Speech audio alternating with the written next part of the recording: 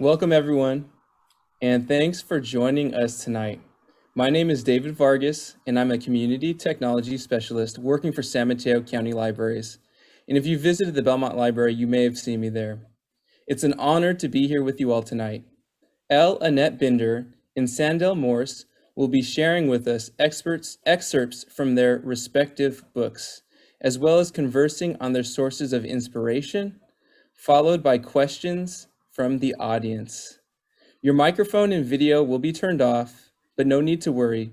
Please feel free to use the chat tool if you have any kind of questions for our authors tonight.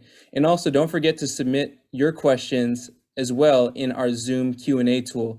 That can be found in your Zoom toolbar at the bottom of your screen. For those who'd like to access live captions for this event, click on the CC icon in your toolbar and then click Show Subtitle. So, San Mateo County Libraries is excited to host Annette Binder and Sandell Morse for this conversation. Annette Binder's book, The Vanishing Sky, tells the irreparable damage of World War II on the home front from a German lens, drawn from inspiration from her father's time in the Hitler Youth. In The Spiral Shell by Sandell Morse uncovers long silent stories of bravery and resistance among the civilians in a small town in France during World War II. We're so glad to have you both here today. Without further ado, I'd like to introduce you all to our authors, Annette Binder and Sandell Morse. Thank you. Thank you. Thank you. Oh, thank you, David. And thank you to Jenna and Julie and Nicole and all the folks at the San Mateo Libraries. It's just a pleasure to be here. I lived in Northern California a million years ago when I was a student, and it's lovely to be back to visit, even virtually, with Sandell to talk about our books and the issues that have come up in our books and the commonalities between our books, as different as they are. My book is, of course, a novel set in World War II Germany, and Sandell's is a memoir set in France, and yet they share so many common themes and common issues about responses to totalitarianism and resistance and complicity that I look forward to talking with all of you about tonight. So I think the way we'll do it is I will briefly talk about the inspiration for my book and read from it. Sandell will do the same, and then we'll open up to conversation and questions from all of you. So The Vanishing Sky is a novel set in a small town in southern Germany during the last 6 months of World War II. And it's really the story of a mother named Etta Huber, who is desperately trying to hold her family together as everything is falling apart around her. Etta's older son, Max, has come home from the Eastern Front, suffering from a mental breakdown. And Etta knows intuitively that she's going to have to hide his deteriorating condition from the authorities, because otherwise they'll take him from her and she won't get him back. And at the same time, her younger son, Georg, who's only 15, has run away from his post in the Hitler Youth and is trying to make his way back home to her. And the novel intertwines those two threads. So I'd like to share some background with everyone to give you a better sense of the setting of the book. It takes place largely in a small town in Unterfranken, or Under Franconia, which is northern Bavaria in Germany. And the town is called Markteidenfeld on the Main River, Markteidenfeld am Main. And it's the town where both of my parents were actually from, and where I spent the first couple of years of my life as well. And this town is near a larger city, a very beautiful old university city named Würzburg, which actually is a very old city. It predates the Roman Empire. And it's home to a very prestigious, renowned university. But what I found out as I was researching the book is that it also had a terrible secret during World War II, which people are only really coming to terms with within the last decade or so. And that's the University of Würzburg's medical school had a psychiatric clinic. And that clinic was really one of the centers of the German program under Hitler to murder people with psychiatric diseases and other neurological diseases. And so they systematically starved and murdered these patients and then would give their bodies to the medical school for use in dissection labs. And even though no doubt some of the doctors at the medical school wondered about the influx of these young, otherwise healthy bodies, not anything really was done about it. And people are only really coming to terms with it relatively recently. All of this plays a role in my book. The city of Würzburg was largely destroyed, much like Dresden, which had been destroyed in February of 1945. The city of Würzburg was largely destroyed the following month, mid-March of 1945, by the Royal Air Force in a firebombing that really burned out vast tracts of the center city, killed between 4,000 to 5,000 people, and left tens of thousands of others homeless. And surprisingly, I think the Allies were hoping that this would break the spirit of resistance of the Germans for the Allied ground forces to come through. It had a paradoxical effect in the case of Würzburg, and the Germans fought all the more ferociously in the rubble for the destroyed city. That gives you another view of what it looked like. And people were leaving chalk signs looking for survivors, you know, saying your parents are alive at such and such an address. And so I did a lot of research in order to figure out what was happening with this family, the mother, the two sons, and her husband. But the biggest inspiration really came from my own family and about something that I had no idea about until I started writing the book. Both of my parents were from Germany and spoke only German at home. But one thing they never really did with me, even though they made me learn German from a very early age, was they never really told me anything about their lives in Germany during the war and after the war. And my father passed away when I was 16 before I ever thought of asking him anything about his life. And so I had written maybe the first 20 pages of this family story, not knowing where it was going to go or how long it was going to turn out. And I decided to snoop around a little bit in some photo albums that I had not really looked at or paid any attention to. And so I came across these photographs of my father when he was 7. He was born in 1930, sort of as a rambunctious, mischievous boy.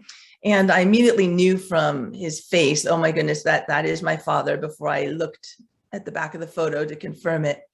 And the last photograph that I found in this album really stopped me still. And that is my father wearing his Hitler Youth uniform. And I recognized it immediately because of the Nazi pin that he's wearing there. And I had not known he'd been in the Hitler Youth. I should have known, given his age and the fact that service was compulsory for most boys at that point in the war. But it still was a shock to see him and to see the contrast between the rambunctious boy of 7 and this very somber boy with the very sad eyes of 14. And so once I saw this photograph, I really tried to find out everything I could about him, knowing that he wasn't going to be around to tell me anything. I went straight to my mother, and to my surprise, she started telling me what she knew, which was that my father really struggled to live up to his own father's expectations. His father was the mayor of this small town near Markteidenfeld. He was the head school teacher, and he had very high demands for both of his boys. And my father, the younger of 2 brothers, had a hard time living up to them. His older brother, not so much. His older brother fought on the Eastern Front and was able to, live up to what his father wanted. But my father, on the other hand, rebelled and walked away from his post near the end of the war and tried to get back home. And I had no way of knowing whether this story was true or whether it was just family mythology. I found out as much as I could. And after that, I sort of snooped around other documents and things like that I might have from him.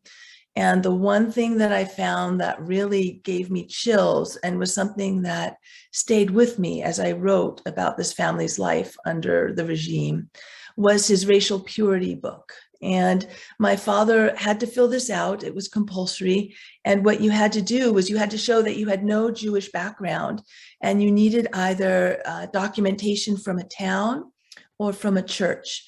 And he traced his background all the way back to 1819. And I saw this book and I was chilled. And I also just thought, what would it be like to live under a regime where this was expected of you? And if anything was found out, you would disappear in the way that you'd seen other people disappear. I mean, the silence and the fear that must have engendered.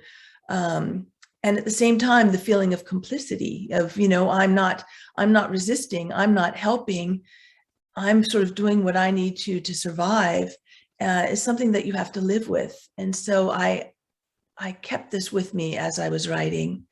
And the other thing that I found, which I thought was very strange, was his cursive notebook from when he was between the ages of 8, 9, 10. And they were learning the really complicated old German script. And for learning the letter G, they had to write again and again, Goebbels, Goebbels, Göring, Göring, high-ranking officials in the regime. And it just became clear to me that this very ordinary document was showing me how completely saturated everyone and everything was with this murderous regime. There was no escaping it, even in something as trivial as a child's cursive notebook. And again, that was something that really inspired me as I wrote to imagine what life was like for this family. And the wonderful thing about fiction is that the Hoover family, of course, ended up nothing like the Binder family, thankfully. But at the same time, knowing these things gave me a way into imagining what it was like. And it helped supplement my more traditional research in books and, other sort of first-person accounts of what life was like in the war. So I think what I'd like to do is just read a very brief excerpt that happened sort of, maybe a third of the way through the book. And this is Etta, the mother, who is visiting a friend of hers whom she's known since her childhood, named Ilse. And they've been drinking their homemade liqueur and sitting around the table talking. And Ilse decides to show Etta something that she's never shown her before. And so they go down together to Ilse's cellar. Ilse took Etta to the cellar when it was time to go. She took her down the stairs, past the straw beds where she kept her apples and her plums, and lifted her oil lamp high. Etta blinked and her eyes adjusted, and she stepped back at what she saw. There were silver candle holders and serving platters and fine inlaid tables. Clocks ticked in the silence of that room, porcelain mantel clocks and larger wall clocks propped up one against the other. A grandfather clock stood improbably in the corner, and she wondered who had brought it around the house and down those narrow stairs. There were tea sets and goblets and dressing combs, cigarette cases and leather-bound books. Porcelain dolls with fine painted faces sat in a row, their blue eyes open and unblinking. Things were stacked neatly against all three walls, wonderful, lustrous things that were the pride of their owners, that belonged on dressers and piano tops and dining room hutches, and not in a cellar that was dark and smelled of earth and hay. By God, Etta said, it's a museum you've got here. They're not mine. Ilse drew her hand across a blue silk dress. I'm watching them. And it started with old Frau Singer, Ilse told her, who had come for a visit 5 years before and sat in her kitchen. Ilse looked around the room. Her voice was low when she spoke. She looked at the clock and nodded Etta, and her voice shook a little from the liqueur. The old lady had been nervous and held her purse against her lap. They drank coffee together and talked of little things. And when the coffee pot was empty, Frau Singer waited a good while longer before asking. Frau Weinstein came next, and then young Frau Stern, who had the grandest house of all, high on the hill where the tower stood. They came to her and asked her for the same favor, and each time Ilse agreed because it didn't seem right to say yes to one and no to another. She waved away their offers to pay. Keep your money and your gold, she told them. I'm an old woman and have no need for them. Her cellar became a warehouse of beautiful and cherished things. She came down and dusted the piles every week, and she wound the clocks and polished the silver because it tarnished fast in the damp air. When they come back, they'll thank me. Ilse nodded as she spoke. They'll thank me for taking good care of their things. And even as she said it, they both knew it wasn't true. Maybe it was the liquor, or maybe the coming rain. The roads looked narrower than usual when Etta walked home. The wind bit through her scarf. She thought of those dolls and their patent shoes and all that fine silver and the clocks ticking in the cellar and Ilse keeping watch, just Ilse and her whiskey jars. How hard to be in that house, alone with all those things. The air must be thick with ghosts. How little she knew about Ilse. More than 40 years together in church every week. They drank their coffee and birthed their babies and knelt together at their family graves, and they were mysteries one to the other. Etta stopped once by the bridge and wound her scarf across her mouth. People were inside already. They were drawing their curtains and snuffing out their lights. They huddled close to their wood-burning stoves, which sent up smoke into the sky, gray on gray. People were born in Heidenfeld and buried there, and their children too, and their children's children. They lived in the same houses, one generation after the next, and went to the same schoolhouse and worshiped at the same churches. The buildings outlasted them all, and still people went away. They went away sometimes, carrying only satchels or a trunk. She'd seen it herself. The Weinsteins and the Singers and the Sterns who left behind their things. The two sisters who were prone to twitches and to fits. Twins who dressed alike and worked side by side for Frau Ebing, the seamstress. And they climbed aboard the train one morning and never came back. Young Hillen with his baby face was gone, and the gypsies went somewhere too. They were gone from one day to the next. And there were no more bonfires by the riverbank then, and no more dancing. How easy it was to forget them. Things changed and the mind adjusted, and it was an act of will to remember anything at all. Annette, that is absolutely beautiful. It's one of my favorite passages in the book, and there are so many. I spent a lot of time today reading the book, your book, The Vanishing Sky, and going back. And I think that so many things about that passage are amazing. The way you create the entire world of that village and what it was like to live there for all of those people, and how small and contained it was. And yet there is something so huge happening outside of that village. And for me, reading it as a Jewish reader, I felt that you handled this, what I call the shadow story, beautifully and very delicately, because there is that sense when you're living in these moments that you really don't know, or you do know, or you suspect, or you think, or you refuse to think, or you refuse to own. And I think that when I was interviewing Germaine, which I will get to a little bit later for my book, she said to me, we didn't know what was happening in Germany, but in a way, she did know. She knew something, but she didn't know everything. And that is the truth, the human condition. And what I love is that, yes, the regime is evil. Yes, it was probably, can't think of anything more horrible than the Shoah or the Holocaust.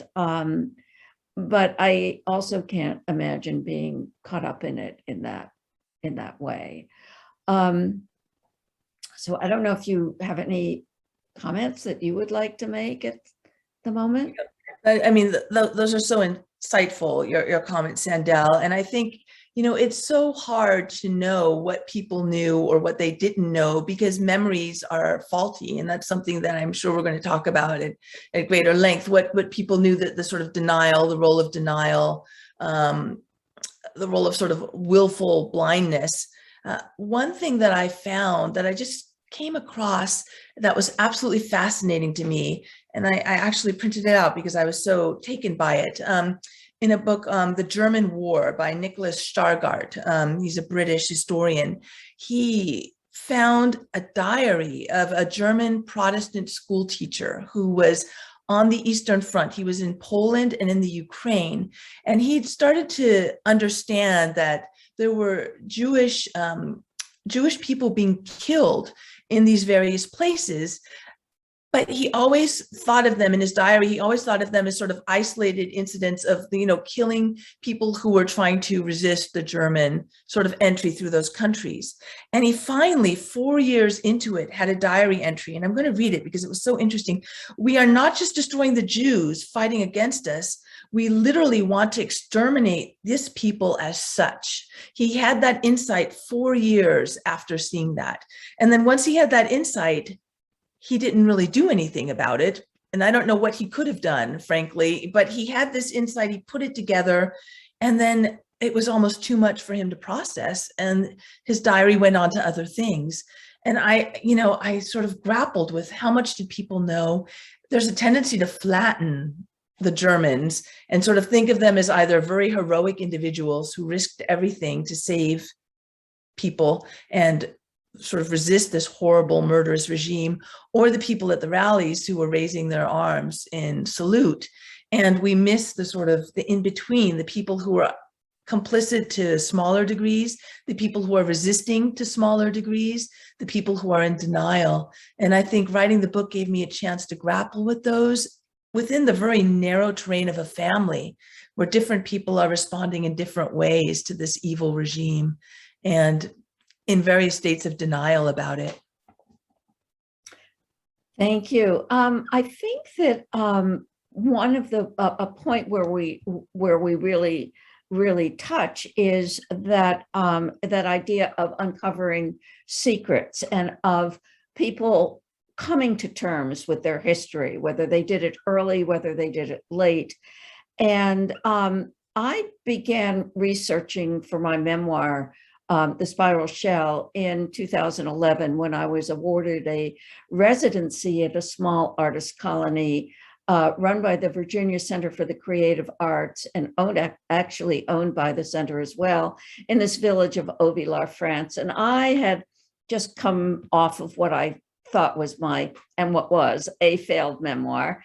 And I thought I was going to be writing some essays, and I thought it would be really interesting to research the village that I was going to. And whenever I am in Europe or anywhere, I'm always interested in Jewish history, which is not front and center. You have to search it out. And I found out that Auvillard was on the pilgrimage route to Santiago de Compostela in Spain. And I found that very, very interesting, because then I began to think about Crusades and Crusaders, and then I began to think about Jewish history, and then I began to think about the Second World War and Jewish history. And believe me, I knew nothing about Vichy France, Jewish history, or anything. I bought into the mythology that we were all fed, and that was that France was resistant, because that was the story that de Gaulle created for all of us after the Second World War.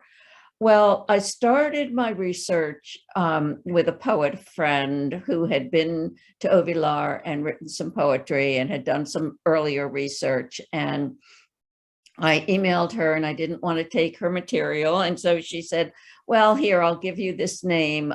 He's yours if you want him. He was Jean Hirsch, a 9-year-old resistance courier. My maiden name is Hirsch, and I'm thinking, oh, well, this is something. His family came from the Alsace-Lorraine. My family came from the Alsace-Lorraine. Although my father's family had been in this country since the 1850s. And So I was researching him, and at the same time, I had an introduction to a woman, a French historian who spoke perfect English, and we were meeting for the first time in Paris. And I had been trying to meet with this Jean Hirsch, and he kept putting me off until finally he said no. And Valerie knew this. And so she said, I know you must be disappointed. So I have arranged for you to meet this woman.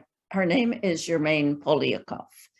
And she took care of Jewish refugee children during the war. And I was thinking, what do I want with this woman, Germaine Poliakov? Who is she? I want the stories of this village. Well, I met Germaine, and she became truly my inspiration, and she became the driving force. She had such incredible charisma and strength, and she was 92 when we met in 2011. Her husband was in the resistance as well. This was her second husband. And he became quite a well-known French historian. And when I first met Germaine, she said to me, you have come to interview me? And I said, well, yes. And she said, not Leon? And I said, no. And so she was at that moment ready to tell her story. And I was at that moment ready to listen to her story. And I'm going to show you some slides as well of the village, a bit of Germaine, and then I will end as well with a short passage. I'm kind of trying to watch time a little here. So here we go. All right, I thought I'd show you a map of France and tell you that this is Toulouse and this is Bordeaux. And Auvillard, this little village, is, I would say, just about where that little cross is on the map between the two. It's quite close to the Spanish border, as you can see, and that was a route of escape. So resistance was very active in this area. This is Bouilleux-sur-Dordogne. It was about a 2-hour drive from Auvillard. And this was the site of the secret house that protected Jewish refugee children. That wasn't quite a secret because it was actually right in the center of the village. So this whole area as well had a lot of resistance. And Paris is way up here. So Germaine and her family were from Paris, and this is where they took refuge during the war. The Hirsch family was in Paris, and they ended up down in Auvillard during the war.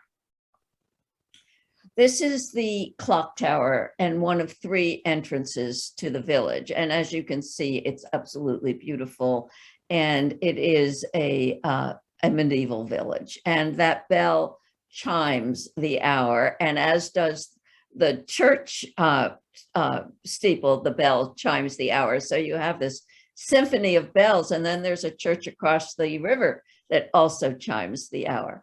And I just couldn't resist showing you this because this is a house right just down from the clock tower, and it's just, there are flowers everywhere, and I just love flowers. So that's Auvillard. Now this is Bouilleux-sur-Dordogne, and this was the secret house. And it was Germaine who actually arranged for me to meet with the town historian and to visit the house. I couldn't go in because it's now owned by a British couple, and they had closed it up for the season. But I had thought that I was going to be visiting a house in the country at the end of a long drive, hidden by trees and all of that. Well, this house sits in a small square right in the center of the village.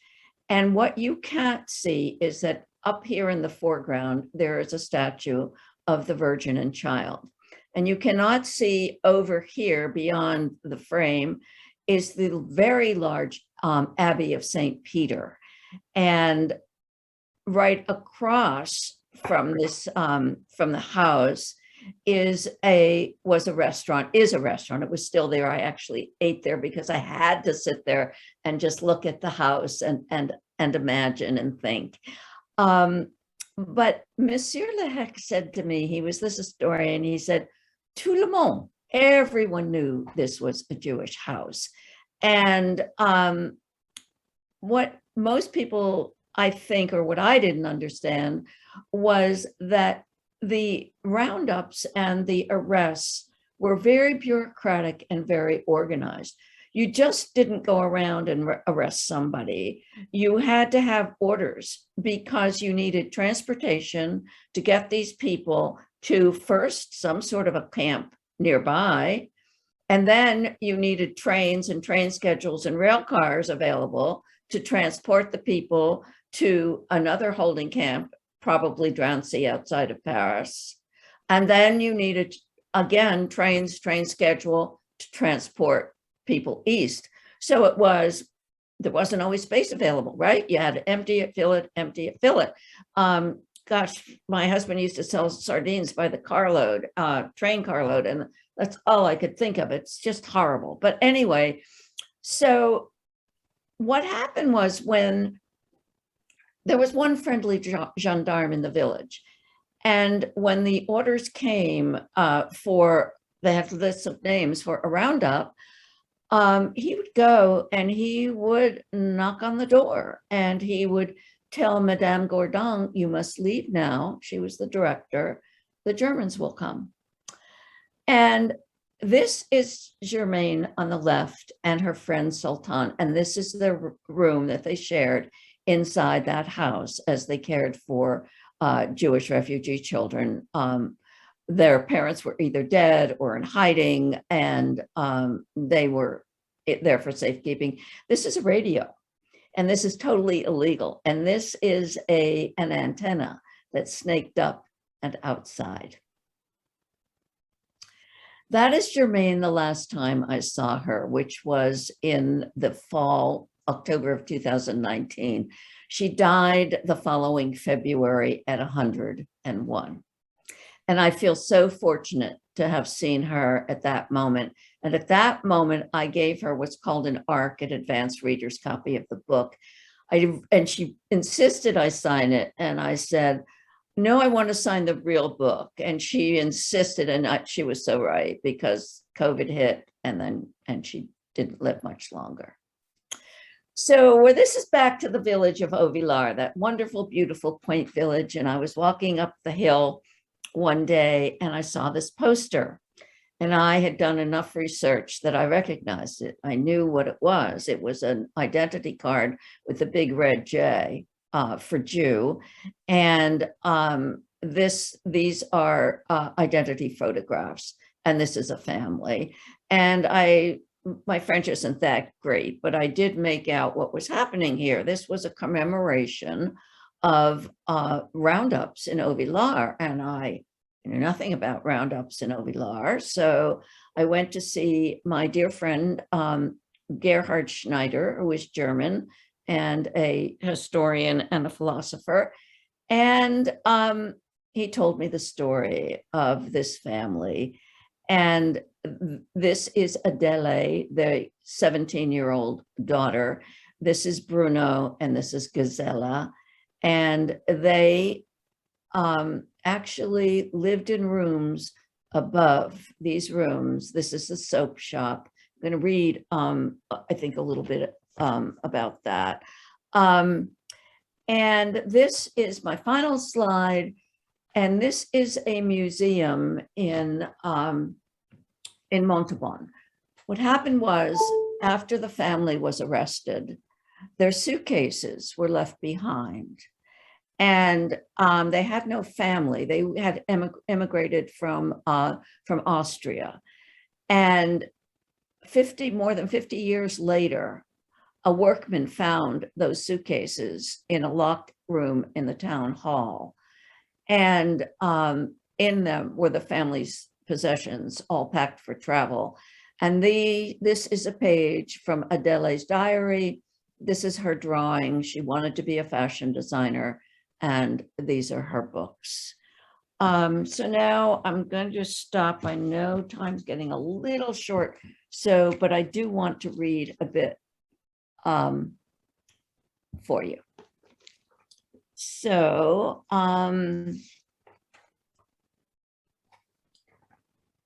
I have to read a little bit about Germaine because she is so important to me and to this book, or maybe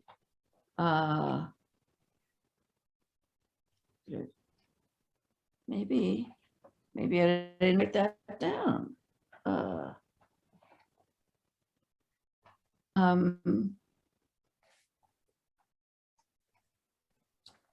Okay. So I will just read a little bit. So I asked about a single day Germaine remembered vividly. Germaine folded her hands loosely in her lap and spoke of a day in 1944 when German soldiers were marching through Beaulieu-sur-Dordogne and heading to Normandy.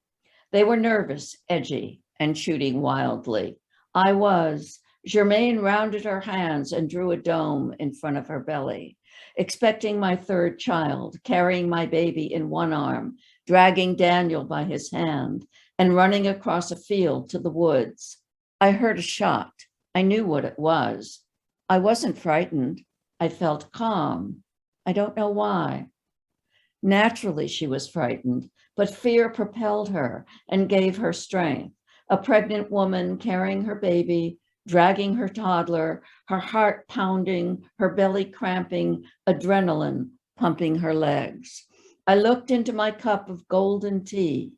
How did she find her way through all of that, then integrate into the person she had become?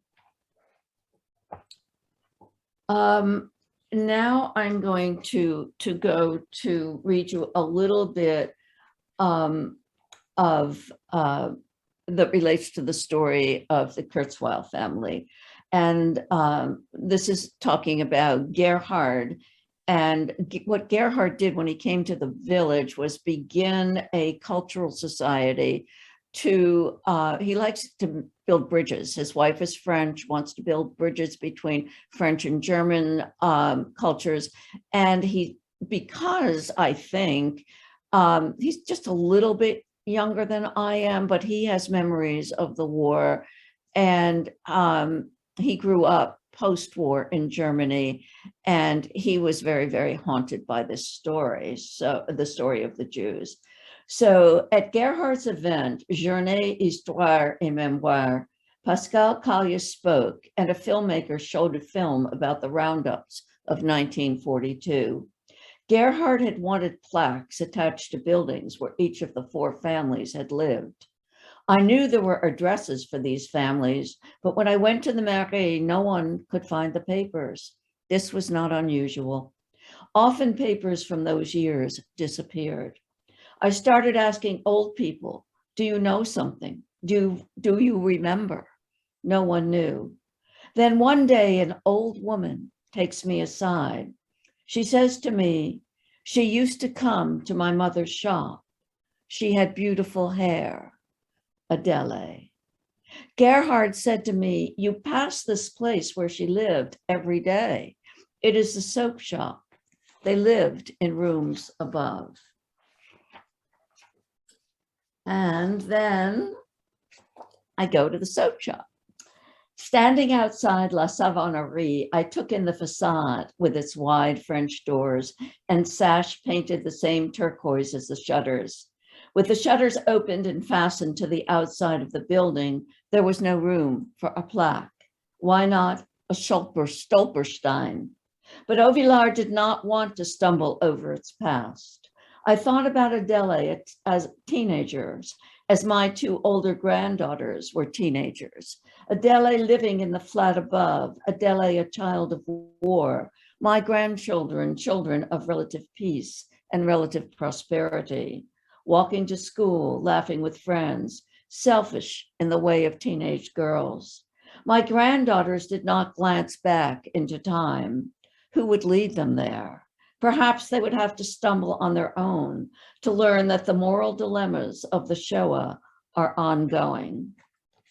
I stood outside the tobacco and imagined Adele spinning a rack with postcards. Every day the cards were the same. Still, she spun, as if seeing this village for the first time. The Church of St. Peter, golden in sunlight, the stone pillars and red-tiled roof of the round market, the ancient chapel of St. Catherine in the old port. Adele spoke perfect, unaccented French, and she wrote in French. She could have passed, but really, in those days, could anyone pass? How much time did she have? 3 weeks, 2 weeks. Just to tell you what happened, the family was shipped to Auschwitz and all 3 were gassed on arrival. At the end of this chapter, I go down to the river, which is across the street from the place, the writer's colony. I often went. It's a very lovely contemplative place, a couple of picnic tables. And I say, Adele sat here, not on this bench, not at this table, but here at the river. She breathed, she lived, she dreamed. She hoped and she sketched. Ovular buried her story, and years later, Gerhard found it and hoisted it up into the light of an August day of commemoration. I imagined Gerhard and Mary Jo leading the villagers from the chapel. They approached the blue suspension bridge and walked along the narrow sidewalk. At the railing, Gerhard lifted an arm as if to give the downbeat.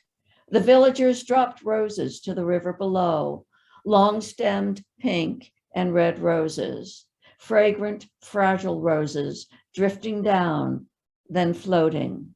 The river swallowed them. Life was like that, fragile, beautiful, and brutal. The villagers did not see her, but she was there, Adele, floating above them, wind sweeping her beautiful hair. I just want to mention to Sandell and Annette, we'll have a couple more minutes, about 2 more minutes till we transition to Q&A. Thank you for your wonderful words and sharing with us tonight. Thank you. Sandell, that passage is so powerful and so beautiful. And the story of Adele and her family is such a haunting story. And what strikes me about it is the old woman sort of pulling you aside and remembering and finally sharing, oh, you know, she used to come to my mother's store. She had beautiful hair. And it just makes me wonder how many more people remembered and stayed silent, even though they weren't complicit. They were just children, really, when all of this happened. And can you talk about that silence a little bit and about sort of people unburdening themselves years later and what might prompt that sort of that impetus, that impulse to share with you when she'd been quiet about it for decades and decades? Well, she didn't share with me, Annette. She shared with Gerhard. Oh, mm-hmm. But Germaine shared with me, and she was telling me a story about her father, and her father survived. The whole family survived in Paris because, briefly his story. So he secured false baptism certificates and passed through the entire war in Paris, but that also left him without any identity cards, so he could not find legal work. So he traded on the black market. And when Germaine told me this, her daughter was there, and her daughter said, I am surprised she's telling you this. She just told me this very recently. Mm. So what is this impulse for silence? I think a lot of it is shame. And I think that shame and secrets are twin sisters. And I also think that there was so much, particularly for the Jews, and I do say this in the book, they are a reminder for France, for everyone, of what they want to forget. And so in order to be accepted and to move in society, most of them kept silent. Mhm. And also families were so divided, right? Could be one person who hit at you and there could be another person who turned one in. And it was very complex. Yes. I mean, I think, I think about my father and how he stayed silent. And I think it was more than just, a huge part of it must have been grappling with being indoctrinated and what he must have believed at that time and what he'd come to realize years later. But I think part of it was also just a cultural tendency towards silence and not to share things and to look to the future and not to the past, just sort of put it behind you and bury it. As deep as you can. I mean, even my mother, who was just a baby, really, she was only 3 or 4 at the end of the war, would tell me, if something goes wrong, just don't think about it. Just put it down deep and don't think about it. And I would sort of tease her about that, that's crazy. But I think it was very sincere. Just bury it and don't think about it and just move on. And that's the way people who were victimized and people who, were complicit and sort of grappling with guilt and shame about that, I think all of them sort of tended to bury it. And years later, it sort of finds its way out. I think that was also, I think it's of that time as well, because my parents were here, obviously, in this country, but there was in all of us, even growing up in the shadow of the war in America, there was a shame in being Jewish, because you were told you were all these horrible things, and that's very difficult to listen to. And that same story in reverse was something that Gerhard told me. He said that growing up in Germany post-war and learning about all of the terrible things that your parents, your aunts, your uncles, your countrymen did was horrible. He said it didn't make you feel good. And I think that impulse to bury is about something that doesn't make you feel good. Mm-hmm. Mm-hmm. Or if it's just too horrible even to process. Yeah. Maybe you have to do it in the way that you do it, which is with the beauty of your words. All right, Annette and Sandell, we have some questions that are rolling in. If this is a good time, I'd like to present you with some of the questions. The first one's a comment from someone, and it reads, Annette, your book is so touching and authentic. It was a delight to read. So I had to throw that one out there. Oh, thank you. All right. So here's another question. Do you see any parallels between 1940s France and Germany and American society today? Mm-hmm. For me, yes, absolutely. And I think it's very scary because when you read about the Nazi takeover of Germany, it was so slow and so gradual.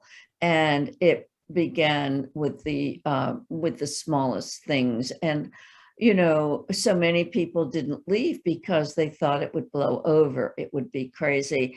But once I think that a fascist regime relies on lies, and it relies on fear, and it's just very insidious the way it comes along. And I think that in this country our division is not new.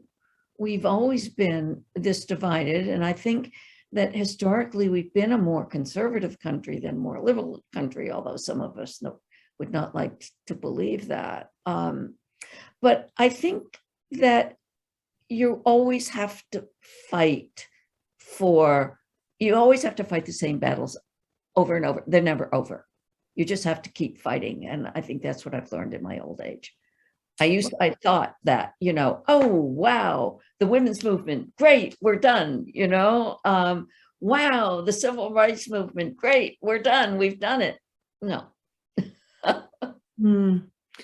Well, I think I agree. I think the lessons of totalitarianism are evergreen because there's always that danger. And I think two of the sort of salient characteristics of the sort of horrible Nazi regime was this sort of reductionist approach to people, not seeing common humanity, focusing on, sort of differences, whether it be sort of ethnic, racial, religious differences, and refusing to see our common humanity across those differences. And then the sort of intense punishment of anyone who deviates from the regime's ideology. So even if you checked all the right boxes ethnically and every other way, if you resisted the regime, you were punished.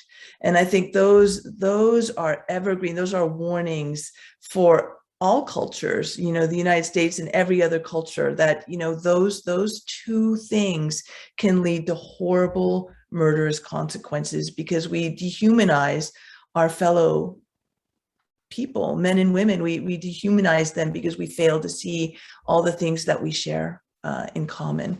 We focus on our differences and not our commonalities.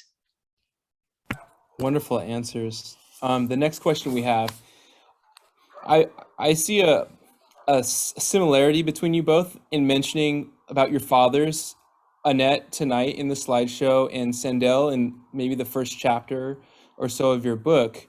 So you did speak about family. What were your family's reactions to your books once they had an opportunity to read them? I went first last time. Okay, I'll go. My mother, who's really the only family, my aunt is reading it right now, but her English isn't so great. And so I think she's slowly going through it. But my mother was delighted. I don't think, I was worried that she would be sort of concerned about it, or I don't know, find it invasive, but she didn't. She was just thrilled and delighted. And she just passed away a couple of months ago, but she was always my biggest cheerleader in terms of my writing. Her English was very good, but she always needed help with things, as any immigrant kid can tell you. That's sort of the way it is. And so I did all the letter writing, and she told me from my earliest childhood, you have a very good vocabulary. And so that was her first comment when she read the book. She said, you have a very good vocabulary, So I think it was just happiness in the book, and not taking offense at all. Well, my parents were not around when the book was published. They had passed away quite a while before, but it was I have three sons, and I always say I had at one point 3 daughters-in-law. That I'm soon going to have 3 ex-daughters-in-law, and my grandchildren, and they've been wonderful. They've said they've loved the book, and yeah, my family has been amazingly supportive. My husband has been very supportive. Yes, as is mine. He's patient beyond any measure. That makes all the difference in the world. So another question. When you started writing your books, how much evolution was there? Perhaps you might have, it sounded like, Sandell, you mentioned when you received the opportunity to go to France, you thought you'd be writing about something completely different. Annette, do you find that your book kind of evolved as well? And then Sandell, for you, was there more of an evolution that kind of took place as you started to gather your research? Oh yeah, I started out writing essays, and I wrote a number of these different pieces as essays with my story in it. And I actually tried to put it together as an essay collection, but I was advised very quickly that this really needs to be a narrative. And so I did turn it into a narrative, but it was fairly, I was like 71 when I started this research. And I married really young. So I was off on my own and running around Europe for the first time in my life, like this 20-year-old that I wasn't. And I just kept following. And I just needed to do it. And I did it.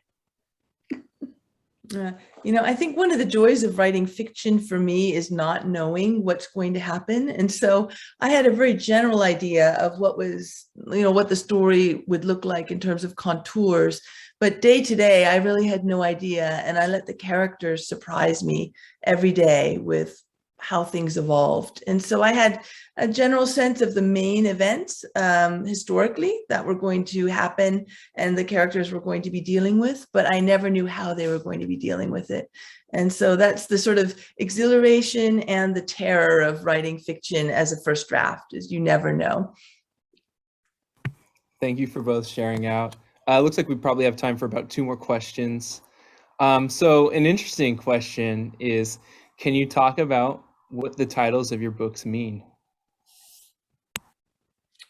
Well, my book had a couple of titles as it was going through. It took 8 years to write, and then it sat in a drawer for 8 years. And then it went through another couple of years of editing once I realized I'd never shared this book with my agent. I had just been sitting in a drawer. I called it my drawer novel.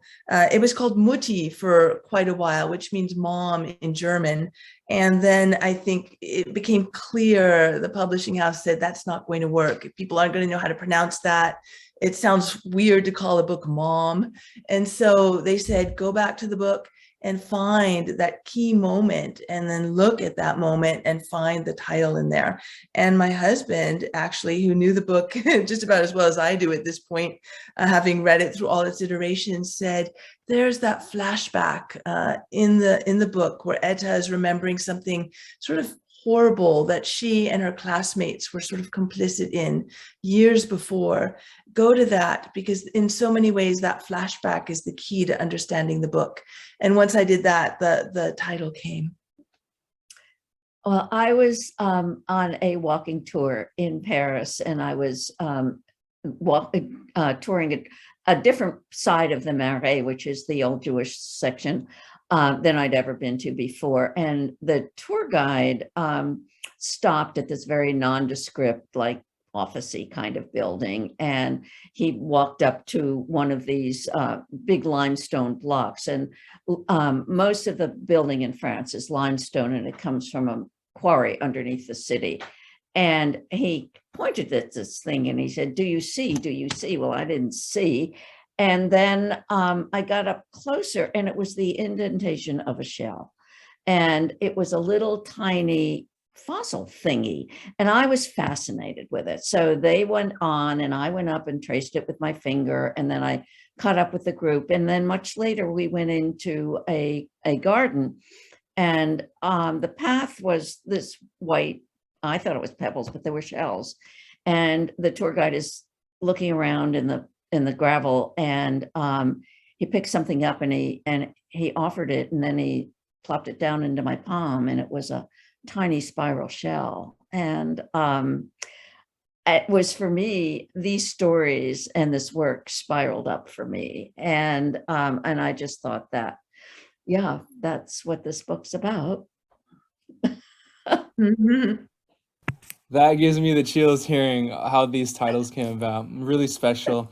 Our last question, and I'm going to preface this, it's for Sandell. So in the beginning chapter or chapters of your book, you mentioned how you and your father had a relationship, kind of almost struggle with your Jewish heritage. Your father would ask you to say that you were Hebrew when you knew deep down inside that you were Jewish. And you even mentioned about instances at school where maybe one of the popular children may give you a hard time once they found out you were Jewish. So the question from one of our patrons says, why and how did you decide to begin celebrating the Jewish holidays? And it said you did at times question the existence of God. So one of our patrons is looking for you to expand a little bit more about your Jewish history and heritage. I'm happy to. So I grew up in like a mixed marriage, because my father's family was German Jewish and my mother's family was Eastern European and more recent immigrants. And the German Jews were the most assimilated, and they modeled their synagogue services on church services. And I do think I say in the book that my father wanted me to pass. You don't need to advertise being Jewish. You can pass. And so I had this conflict in my identity always. And then when I was in college, I actually thought about converting, and I studied Christianity and I studied Buddhism. And then I had this wonderful Bible professor. He's a Protestant minister, and he worked with me through this whole thing. And I finally came to the conclusion that I could believe anything really that I wanted and stay within Judaism. And I think I wanted to stay within Judaism because of my grandmother and because of the culture and because that's where my heart and soul really were. But I'd always had this conflict in my identity, and I would have a Christmas tree, I put a wreath on the door. And but my journey back was very, very slow. It actually began when I was at Dartmouth and I was studying for a Master of Arts in Liberal Studies degree.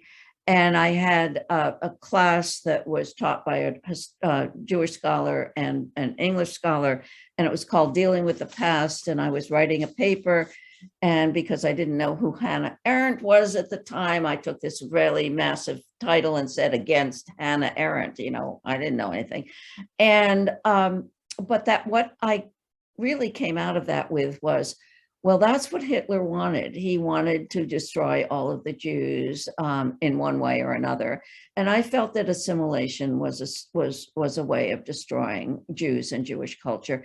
And I also think that this book really was the culmination of my journey, because when I was speaking with Germaine, and I asked her, or she told me that she was at a concert with a friend who didn't know she was Jewish. And the person said, "Oh, that conductor, he is Jewish." And Germaine said, if the conductor were Chinese, he wouldn't have said, "Oh, he's Chinese." Or if he were Christian, she wouldn't have said, "Oh, he's Christian."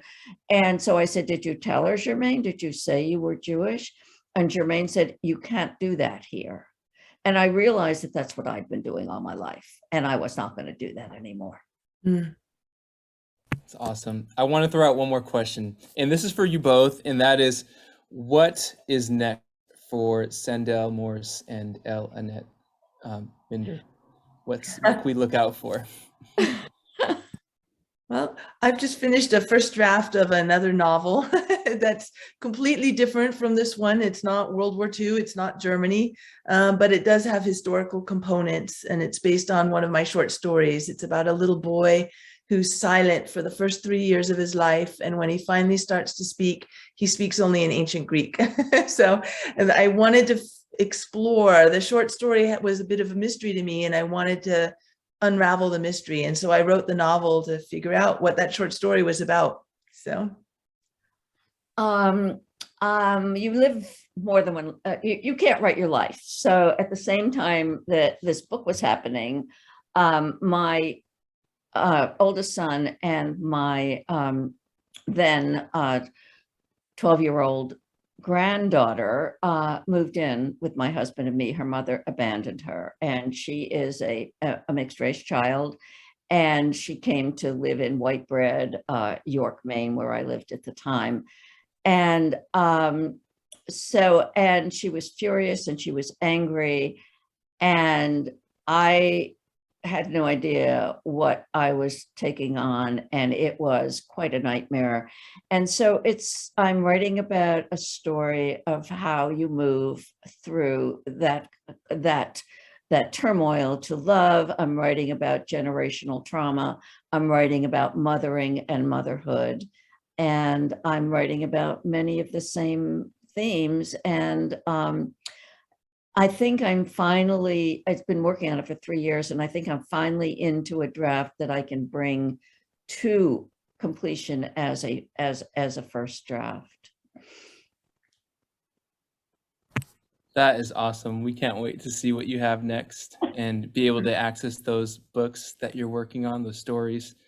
I do want to say, for everyone that's tuning in, if you visit our website, smcl.org, you can order The Vanishing Sky and The Spiral Shell. If you haven't read it already, they're fantastic books.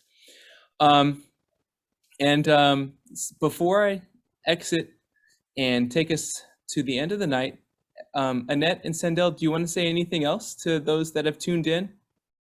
Yes. a big, big thank you for being here and for your wonderful questions, because I can tell that there are many of you who have actually read both of our books, and that is such a gift to have you read our books. So thank you. Yes, many thanks. It's always a highlight to meet readers and get to talk about their thoughts and answer their questions. So it's just been lovely. So thank you to everyone who joined us, and thank you so very much to everyone at the library for this lovely program. We really appreciate your support. You're welcome. You have a virtual round of applause from us over here on this end of the computer screen. So to close out, after listening to Annette Binder and Sandell Morse's presentation, I think there are many of us attending tonight's event that may know a friend or a family member or an acquaintance who may have or had ties to World War II. Many of us feel a connection with others, not to mention even the books, movies, and documents that pertain to the Second World War. We hold stories near and dear related to us in terms of World War II that deal with adversity, triumph, and loss. I remember talking a lot about World War II with my grandparents growing up, who were affected firsthand by the war as their country was invaded and occupied by Japan in the 1940s. So I just want to give a huge thank you to Annette and Sandell for tonight. Thank you to everyone who have joined us tonight. Please check out our upcoming author talks on smcl.org/events. We also appreciate if you can tell us how we did with this program by visiting smcl.org/rate-this-event. And just a reminder, this author talk will be added to our SMCL YouTube channel for you to watch at a later time. And feel free to share it with anyone. And I want to wish everyone a great night. Thank you, Annette, again, and thank you, Sandell, so much. Thank you. Thank you. Take care. Bye-bye.